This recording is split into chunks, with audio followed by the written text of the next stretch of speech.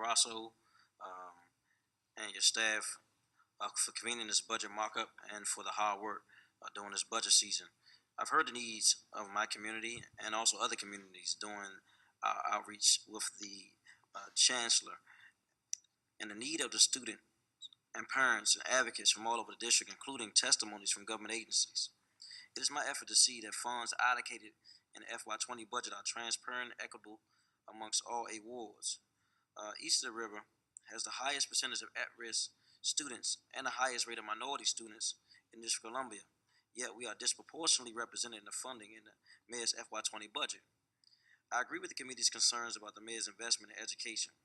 As a council member for Ward 8 and a member of this committee, I introduced a sense of the council urging fair and equitable funding for Ward 8 Public Schools Resolution of 2019. This resolution urged the council to restore the $10.4 million cut from Ward 8 schools in the mayor's budget.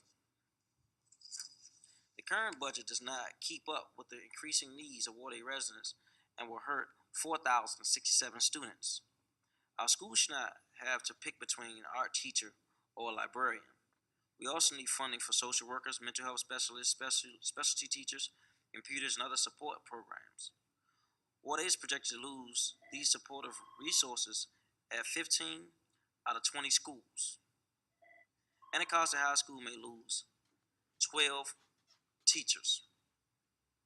We spend a lot of time talking about equity, but we don't see it reflected in some of the most neediest schools in District of Columbia. Malcolm X Elementary School needs a new HVAC. Water leaks down from the walls when the air is on and causes students and teachers to have to relocate from one classroom to another classroom for several years now.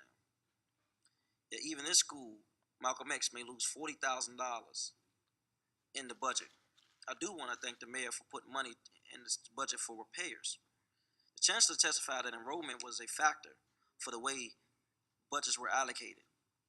Yet Hart Middle School has zero change in enrollment and may still lose $132,000.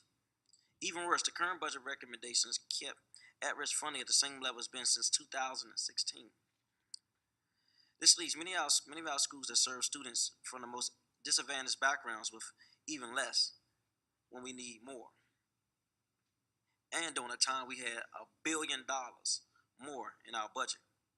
While I have a lot of concerns with this budget, I agree with the committee's recommendation that the Deputy Mayor for Education and Department of Transportation need to move hastily to study transportation patterns in efforts to help prevent chronic absenteeism and truancy in the future, and identify ways to best respond to where the significant need is. I support the increase of at-risk funding and per pupil spending. I want to support the committee's recommendations, but as a council member is in one of the most disadvantaged wards, I would ask the committee to join me in efforts to push for more equity and funding for Ward 8 schools. And I want to thank you, Chairman Grasso, for pushing even harder to ensure that we have equity in our schools. And I think we should have to do a little bit more to get there. Thank you. Thank you, Councilmember White.